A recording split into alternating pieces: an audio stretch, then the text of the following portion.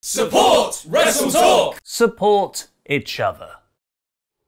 NXT Takeover In Your House, which took place 9 years ago on the 7th of June, was very positively received by fans and wrestlers alike, with much praise for the women's three-way main event, Gargano vs. Lee, and the retro 90s set. NXT thought it was safe. NXT thought it would put on a show that catered for all types of wrestling fans. But Randy Orton was lurking on social media to sarcastically strike from out of nowhere. And NXT Takeover In Your House was great. Slapping my leg for you guys. Sincerely, Leg Slap. Just in case you didn't pick up on the shade, Orton is making fun of the NXT wrestlers for slapping their legs with their hands to make strikes and kicks sound more impressive. Because screw them for not doing 40% rest holds. This isn't the first time Randy has made fun of the once called indie style, which I suppose now should be called the modern style, infamously retweeting the ... dive text that criticised the kids these days for doing all those dives. But this appeared to legitimately anger NXT locker room leader Tommaso Ciampa, who fired back that he uses Orton matches to help his daughter get to sleep. A yay boo sequence of replies followed until Vince McMahon reportedly got angry, with Brian Alvarez pointing to the WWE chairman's rule that no wrestlers are allowed to build matches that aren't currently planned. The Twitter beef disappeared, and Randy later played down the heat in an interview with CBS Sports, saying the leg slap comment was just me having fun and it got taken a little too seriously. Well, it seems like this is yet another example of Orton being one of the smartest wrestling business people around right now. Just like how he teased moving to AEW last October to get more money from WWE. As WrestleTalk.com's Louis Dangoor can exclusively reveal, Randy is looking to work with an NXT talent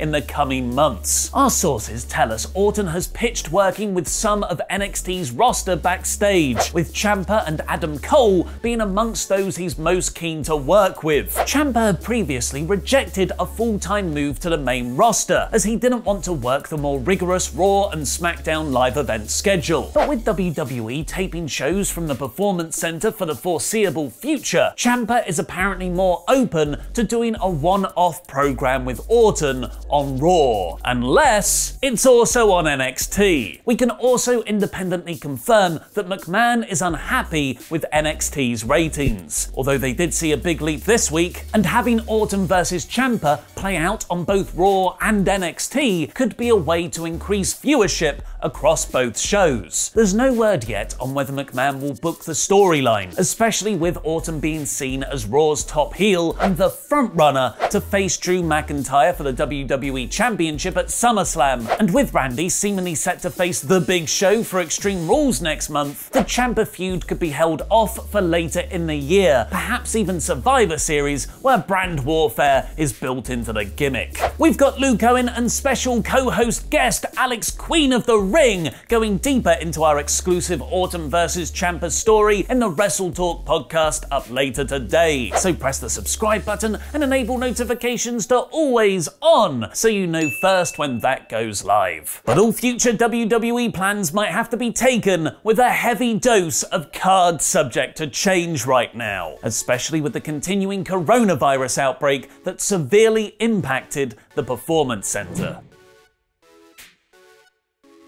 Thanks for your support on Patreon, the 5-time champ Ryan T and Jam That Jam Josh. In April's Q1 earnings call, WWE Chairman Vince McMahon said his company was taking precautions to protect the health and safety of our performers and staff in relation to coronavirus. WWE Chief Brand Officer Stephanie McMahon would add, "We're taking every precaution we can." Earlier this month, Triple H doubted testing specifically for coronavirus, saying the accuracy of those tests becomes questionable and that in the meantime our medical protocols are extensive and most importantly, they've worked. And just last week, Executive Vice President and Global Head of Sales and Partnerships Business John Brody said in an interview, "The health and safety of our superstars is first and foremost paramount." If this was a documentary, we would have clips of WWE management saying those things, and then jump cut into news reports that this week a reported 24 talent and staff have tested positive for coronavirus. Unsurprisingly, WWE's irresponsible lack of precautions to protect the health and safety of the performers they publicly say is so important to them, chief amongst them not actually testing for the disease specifically like the UFC and AEW have done, and suddenly allowing friends and family into TV taping audiences without face masks while not socially distancing, has caused an outbreak at the Performance Center. Fightful's Sean Ross Sapp has tweeted, "There's a lot of positive COVID-19 tests in WWE across all departments that were in attendance for the tapings," while PW Insider writes the number is around 24 people. 3 of those have publicly confirmed they've tested positive for the disease, with interviewer Kayla Braxton tweeting, "Was keeping it quiet, but since everyone else is sharing, I feel like it's my responsibility to share this PSA. You can get COVID-19 more than once. I had it back in early March and then thought I was invincible after I recovered. Not true. Don't be dumb like me." Kayla has since deactivated her Twitter account because it's been an emotionally taxing several weeks. SmackDown producer Adam Pearce, who is often seen breaking up wrestler brawls on TV and turned 42 on Wednesday, also confirmed his positive case. "COVID was not on my birthday list." And MLW manager The Ultimate Pusher Tyreek, who claims to have been an extra at the WWE tapings, has tweeted, "WWE has just informed me that I have tested positive for COVID-19, adding that he needs advice on how to deal with this as his wife is pregnant." The biggest name confirmed so far is longtime WWE interviewer and former WWE backstage host, which was cancelled this week, Renee Young, which is further complicated by living with her real-life husband, AEW champion Jon Moxley. Dave Meltzer has reported on Wrestling Observer Radio that Renee tested herself on Monday, i.e. not a WWE test, after losing her sense of taste and becoming pretty much bedridden. The results came back positive for coronavirus on Tuesday night. She had actually tested negative after she had been exposed, once again showing coronavirus tests aren't foolproof. They're just, to quote Argo, the best bad ideas we have right now. Thankfully, Young is reportedly doing better, and they're pretty confident that the worst is over. Renee was last seen on last Friday's episode of SmackDown in AJ Styles' championship presentation segment. Moxley's results came back negative on Tuesday night, but just like how Renee initially tested negative, that doesn't mean he's in the clear, and he will presumably self-isolate for the recommended 2 weeks, ruling him out of next Wednesday's Fyter Fest taping for AEW. WWE is rightfully in panic mode, and finally is ramping up testing to the levels they should have been doing from the start.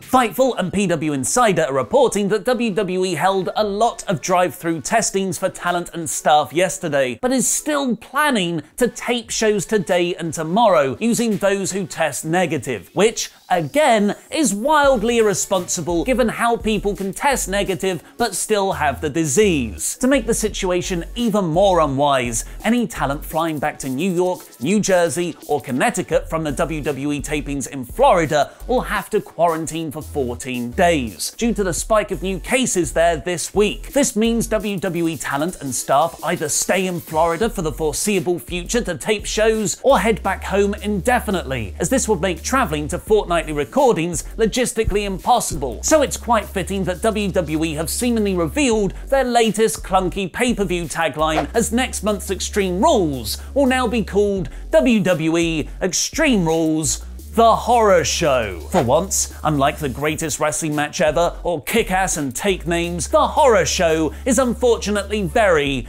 very apt. But it's not just WWE dealing with multiple controversies right now, as Impact Wrestling have just fired their world champion. 7 years ago, on the 12th of January 2020, Tessa Blanchard defeated Sami Callihan to become the first ever female Impact World Champion. It was a historic moment, but because the world started to end shortly after, she only got to defend her belt once against Taya Valkyrie the following month. She couldn't make April's Rebellion pay-per-view because of the pandemic, so Moose declared himself the TNA World Heavyweight Champion after beating Hernandez and Michael Elgin on the show. Tessa was expected to make her return for July 18th Slammiversary, but those plans have definitely been scrapped, as PW Insider is reporting that Blanchard has been fired by Impact and stripped of the World Championship. While Blanchard was accused of racism and bullying earlier this year, PW Insider notes the real reason Impact fired her was because of the relationship souring over the last few weeks. Tessa allegedly failed to send promo footage to the promotion from Mexico where she had been living during the pandemic with her fiance, Impact star Dega. Apparently, Impact tried to get Blanchard back for a couple of weeks so she could drop the belt, but no agreement could be made. Sean Ross Sapp then added, Tessa's deal was dangerously close to running out anyway. As reported on Fightful Select,